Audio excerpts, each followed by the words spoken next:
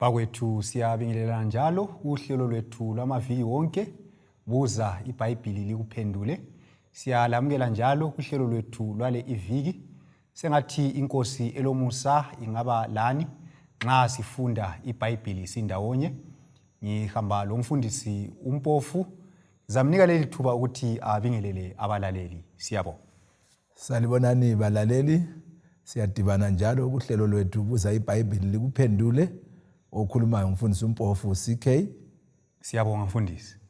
Nanzi ke inamba elingachayela kuzo ucingo kumbe lifake imessage ku WhatsApp 0718 444 196 0718 04 abathathu 196. Uthixo abelani. Sikhangela incwadi kaDaniel, asikasuki encwadini kaDaniel. Lokho sikhona phana sizake sikholise lincwadi amaviki lawa alandelayo. Sikhumbula ke ukuthi iviki elipheleyo mfundisi besikhangele uDaniel isahluko ngo2. Yebo. Esikhangele isigaba sakuqala. Izehlakalo ke ezandulela ukuchazwa kwephupho lika Nebukadnezar. Sifundile ke okuningi laphana, sabona ukuthi uNkulunkulu ungumlawuli wezinto zonke. Sabona njalo ukuthi uDaniel wayelomoya wokuthethelela. Kazange avume ukuthi izihlakaniphi zeBhabhiloni zibulawe lanxa zona zazifuna yena abulawe. Kodwa yena esephiwe incazelo yephupho uNkulunkulu wathi lingabulali izihlakaniphi zeBhabhiloni. So sifunda okuningi kuviki eliphelileyo. Namhlanje ke siqhubeka kusahluko sesibili sika Daniel. Namhlanje sikhangela iphupho lika Nebukadnezar lokuchasiswa kwalo. So singena kusigaba sesibili Daniel wesibili isigaba sesibili Daniel 2 part 2. Nginikela lapha kumfundisi umpofu, ngazi ukuthi ke ungathini nxa siqhubeka incwadi kaDaniel isahluko sesibili. Ngiyabonga mfundisi, nxa siqhubeka ngesifundo sencwadi kaDaniel isahluko sesibili isigaba sesibili ngizafunda lapha eBhayibhelini kuDaniel chapter 2 isahluko sesibili ivesi ngelika 31 usiya kwelika 35. iBhayibheli lithi lona ke wena Nkosi wabona isithombe esikhulu. Isithombe lesi sasisikhulu sikhazimula sema phambi kwakho lesimo saso sasisesabeka. Abeseqalisa ke ukulandisa ukubana ke sasenziwe ngani lesi sithombe. Abesesithi ikhanda laso lalenziwe ngegolide elihle, isifuba saso lengalo zaso kwenziwe ngesiliva, isisu saso lamathangazi aso kwenziwe ngethusi, imilenze yaso yenziwe ngensimbi, inyawo zaso zenziwe ngengxenye yensimbi lengxenye yebumba. Abesesithi yena ke wasubona ke ilitshe elaqephuka entabeni kodwa ke lingeqetshulwa umuntu, lachaya inyawo zesithombe ezenziwe ngensimbi lebumba lazicoboza. Kwathi insimbi lebumba lethusi lesiliva legolide konke kwaba yizicucu. Abesesithi yena ke kwafana lomule lwesiza ehlobo, kwaphetshulwa ngumoya kwanyamalala kakaze kwasala lutho. Kodwa ilitshe elachaya isithombe laba yintaba enkulu lagcwalisa umhlaba wonke.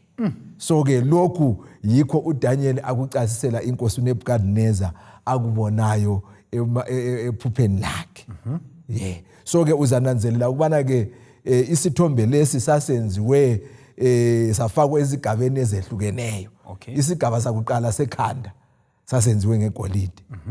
So igolide lona lelo lalimele umbuso weBhabhiloni.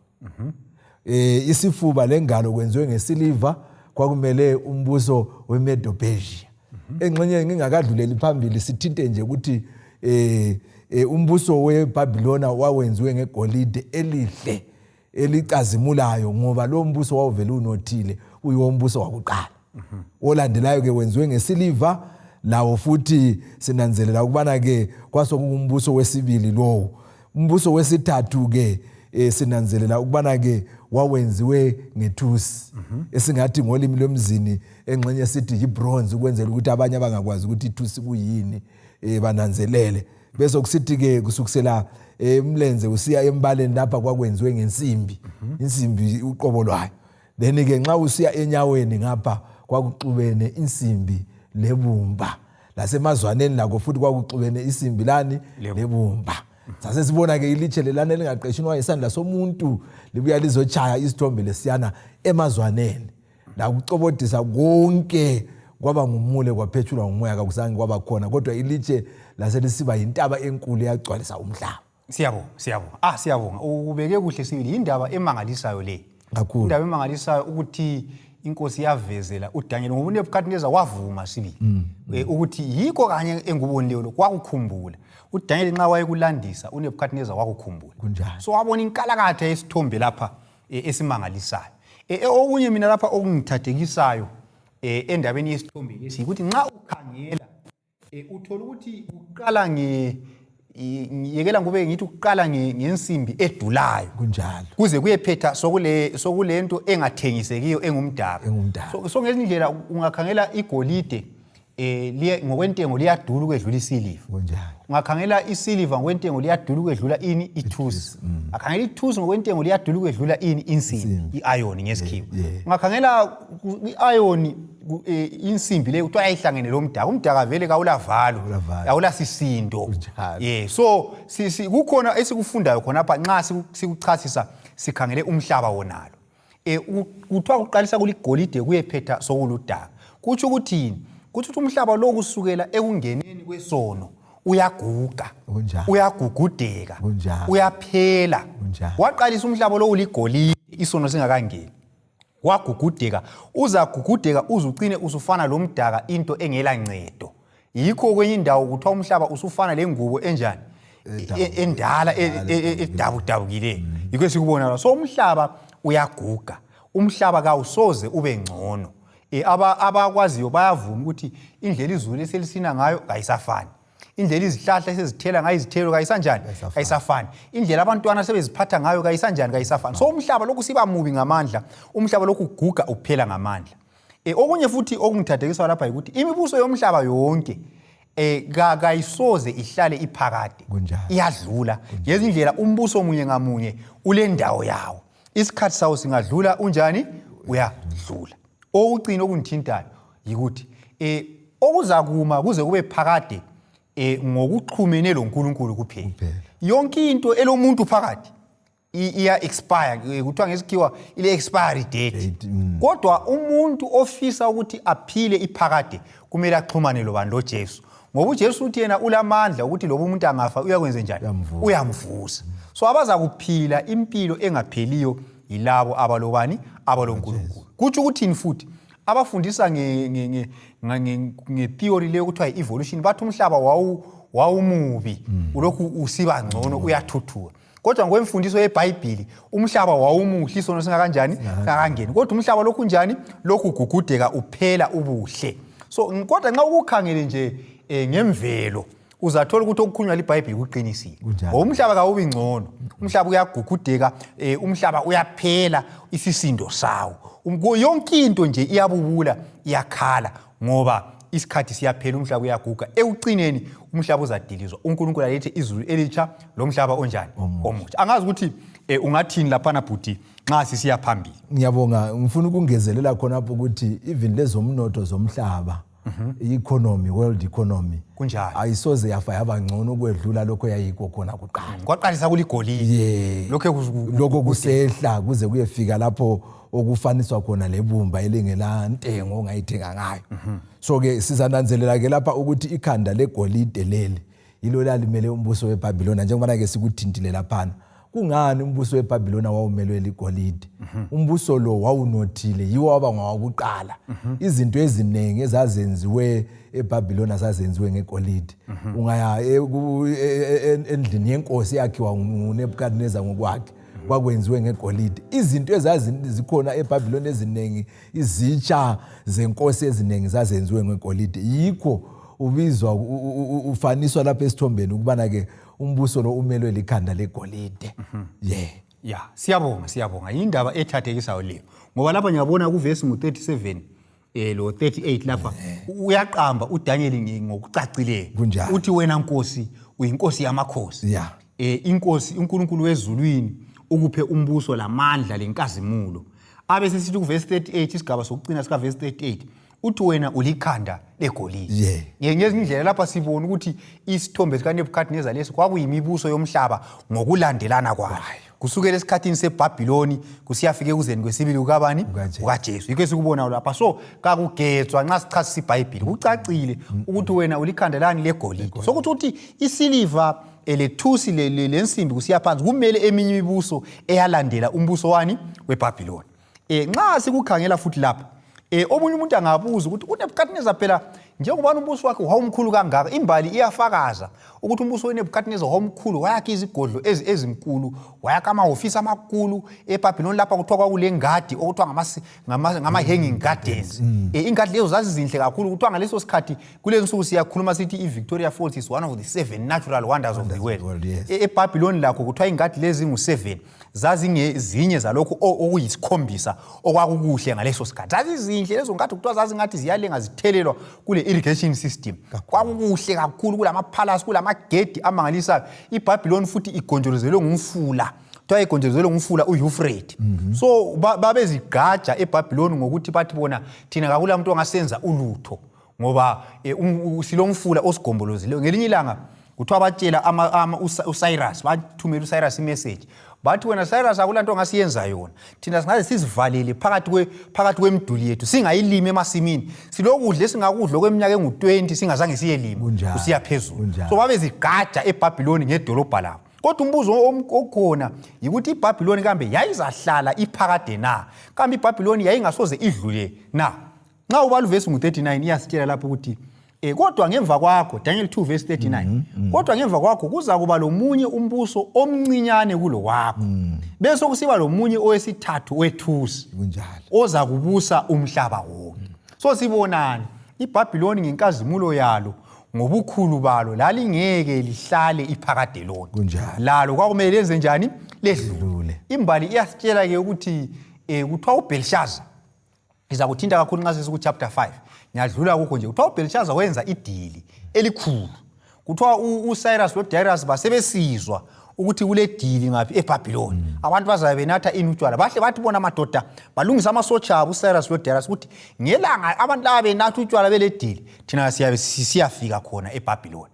So kuthiwa benza idili labo basebenza idili banatha badakwa kathi phandle ngale uCyrus loDarius lamasotsha abo kuthiwa bafika emfuleni uEufrate. Umfula uEufrate lo kuthiwa wawungeke ungene eBhabhiloni ungachaphanga lowo mfula. Manje lowo mfula ngobukhulu bawo vele wawunganjani wawungachapheki. So eBhabhiloni kwawungangeneki.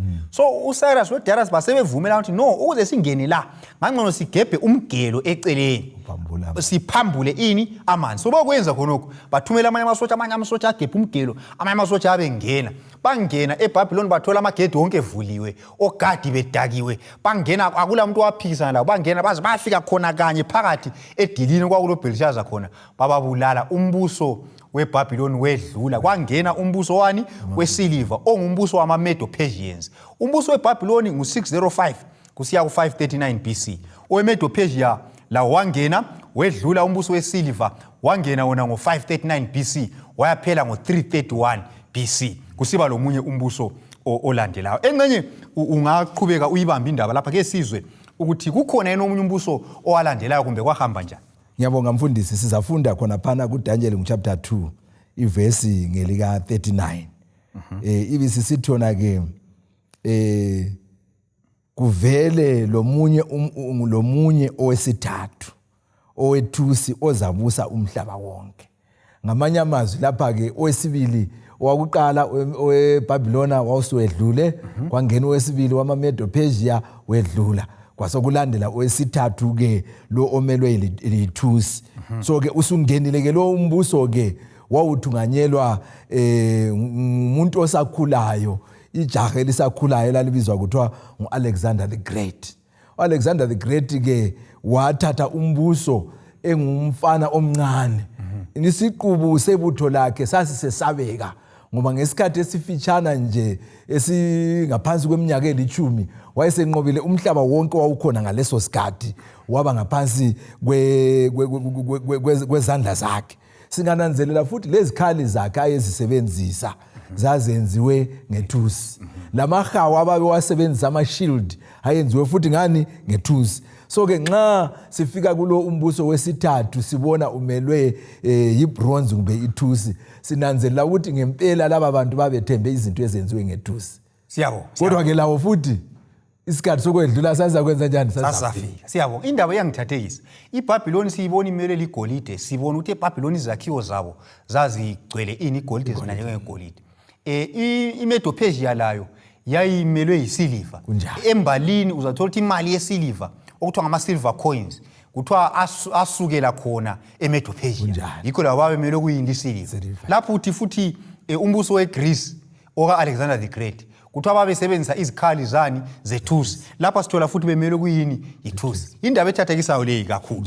So umbuso lo oka-Alexander the Great oweGreece sibona ubusa emhlabeni kusukela ngo-331 BC usiya ku-168 BC. Ukuthi BC khona kusithi ukuthi before Christ. Iminyaka ebakhona uJesu engakanjani? Engakazalwa. Yikho esikubonayo lapha. Indaba ethathekisayo kakhulu. U-Alexander the Great sifunda ngaye kakhulu embalini lapha kukhanya indoda eyayimangalisa eyayilobuciko omangalisayo kwezempi. Abanye abafundi bembali bazi bathi yena kuthiwa wakhala sokungasela sizwe sokulwa lazo esenqobe umhlaba wonke. Wakhala inyembezi ukuthi akusela umuntu ukuthi ngilwe laye lapha. Ungafunda futhi ngembali yakhe kuthiwa esenqobile engcesiza kuthinta futhi ku chapter 7. Kuthiwa esenqobile khonapho izizwe zonke. Kuthiwa wakhala inyembezi. Wasebiza ama-generals akhe angu-4. Ama-generals akhe angu-4 wasithi madoda akusela abantu bokulwa lawo lapha. Manje senze njani? Ngubani ke ozabusa phakathi kwethu? Basebeqalisa ukuthi sisenze njani? Wasithi no problem. Ukuthi ozabusa ngubani sizakhetha. Siyathenga utshwala obuningi. Singathenga utshwala obuningi bese sinatha. Singanatha ozaphuza udawa abantu bonke sebedakiwe balala phansi. Nguyoza kwenze njani? Nguyozabusa. Kuthiwa bathenga sibili utshwala. Umncintiswano wabo wokunatha waqala. Kuthi abanatha ugeneral waqala wawela phansi, owesibili wawela phansi, ngokudaka owesithathu wawela phansi, owesine wawela phansi, wasala yena enguye onjani omileyo engakadakwa. Kodwa ke imbali yasitshela futhi ngemva kwesikhathi esifitshane kuthiwa wagula umkhuhlane. Abanye abafundi beBhayibheli bathi i-malarial fever. Wasenze njani? Wasesifa. Umbuso wakhe kusukele kufeni kwakhe awuzange ube usanjani? Usahlala, awusaqina. Wedlula ke umbuso wani? Wethusi. Ungafunda usiya phambili kuvesi ngu-40 lapha. Ithi yona kuza kuba lo mbuso wesine oza kuqina njengensimbi. Njengobana insimbi iqamula konke kube izicucu ikudilizele phansi. Umbuso lo uza kuqamula udilizele phansi eminye imibuso. So ngumbuso wesine, umbuso wensimbi. Lapha iBhayibheli ithini nguvesi 40 lo. Ithi insimbi iyasetshenziswa ukuqamula igolide. Yasetshenziswa ukuqamula isiliva. So lapha sibonani? Sibona ukuthi umbuso lo kukhanya ngumbuso owawuzaba lamandla kakhulu. Ungakufunda embalini. Umbuso ke owalandela iGreece owayenelisa ukuthi ubuse umhlaba wonke njenge worldwide empire ngumbuso weRoma, iRoman Empire. Ungakhangela embalini njalo umbuso weRoma wabusa umgaga omkhulu kakhulu. Kakhulu. So umbuso wensimbi ngumbuso wani? weRoma. Umbuso wesine kuthiwa yi-pagan Rome nxa singakubeka ngendlela ecacileyo. So lo mbuso ungafunda ngayo embalini. Kuthiwa umbuso lo ngempela sibili wawucobodisa njengensimbi. Ngoba kuthiwa babesithi bangahlasela isizwe esithile bengasinqoba kuthiwa babebulala obaba bonke. Bathathe abantwana abangabafana babenze izigqili. Amankazana labomama babathathe babenze abafazi babo. Babengathi lutho esigabeni. Ngumbuso weRoma. Njalo nxa ukufunda embalini babe lesikhali sabo esibizwa kuthiwa yiphilamu. Isikhali lesi kuthiwa sasiyenziwe saba lekhanda lensimbi. Yikho kuthiwa umbuso lo wawumelwe insimbi ngoba isikhali sabo sasilekhanda lensimbi esasifana lomkhonto olekhanda lani lensimbi. So ngumbuso wesine, umbuso okuthiwa yi-pagan Rome, umbuso owabusa ngemva kombuso kabani? Ka-Alexander the Great. Umbuso waba mkhulu kakhulu, wadiliza eminye imbuso, wacobodisa, wenza izimanga. Nxa ufunda kuthiwa ku-Roman Empire lapha ingxenye enkulu yabantu ababekhona babeyizigqili. Nxa kwaba lesikhathi lapho i-slave trade, ukugqilazwa kwabantu okwakhula khona kusesikhathini sombuso wani? weRoma. Ngoba babe lokucuku behlukuluza bediliza becobodisa ababekuthola. Angazi ukuthi ungathini futhi nxa silungela ukuthi sigqibe lindaba isigaba lesi sesibili esika chapter 2. Ngiyabonga mfundisi. Uzananzelela ukuthi imbuso yonke leyi eyaba khona yedlula. Kukhona eyasijiyela khona. Ungakhangela ikakhulu umbuso ka-Alexander weGreece. Kwaqaliswa indaba yama-Olympics. So uzananzelela lama-Olympics lanamhlanje lokwenjani? Ekhona. Uzananzelela futhi wona lo mbuso wensimbi esikhuluma ngawo nalo.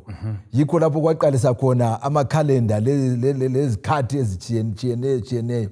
Namhlanje uzabona ukuthi amabizo enyanga zomnyaka esiwasebenzisayo iningi lawo avelela khona phana silabo August abathathelwa ku Augustus Caesar.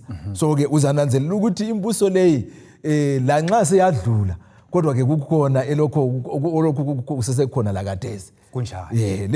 Le-Greek yona, iGreece yona lesikhuluma ngayo, usananzelela ukuthi isikhathi okwalotshwa ngalo iBhayibhili, iTestament elitsha. Yikho ubona lalotshwa futhi ngolimi lwani lwesiGreek. So ke sinanzelela ukuthi lanxa kunjalo, kodwa ke njengoba ke iBhayibhili lalikhulumileke kubana ke konke kuza kwedlula.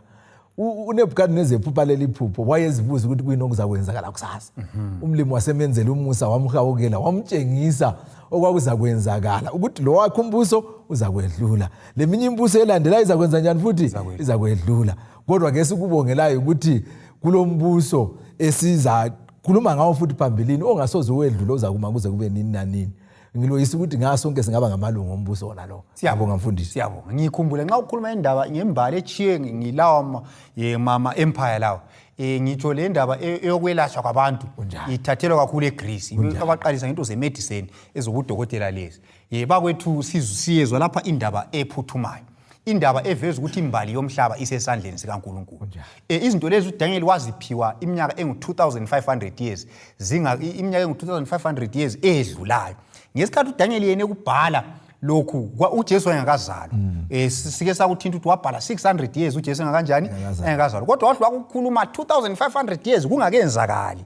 Kutshengiselana uNkulunkulu uyakwazi isiqalo lesiphetho sani somhlaba. Khathi ngubani ongakhuluma imbali yomhlaba ingakenzakali 2500 years ungakagcwaliseki. uNkulunkulu yedwa olawula imbali yomhlaba. Njalo sibonile ukuthi umhlaba waqala uligolide kodwa uyaguga. Umhlaba uyaguga, uyadilika, umhlaba lo uyedlula. Kathi kunganjani ukuthi wena uxhumane lo Jesu onguye olamandla okuvusa abafili, onguye ongakunika impilo enjani engapheliyo. Kunganjani ukuthi uhlanganyele lo mbuso kaJesu, umbuso ongayikwedlula? Ngoba yomhlaba siyayibona ibuya isenze njani? Isedlula. Ibuya isedlula. Into zonke ngaba yinotho, ngaba imfundo, ngaba yini okomhlaba, yebo kuhle nxa kulungiswa kutholwe ngendlela enhle, kodwa kuyanjani? Kuyedlula. Ukhetha uJesu, umbuso kaJesu nguye wodwa ongasoze kwedlule. Ngiyakhuthaza wena, ngizikhuthaza lami ukuthi kunganjani ukuthi uxhumane lo Jesu ube lilunga lombuso wakhe, umbuso ongayikwedlula, umbuso ongayikugugudeka ozakuma kuze kube phakade. uThixo abe lathi asibuse sidibane njalo kuviki elizayo. Siyabonga.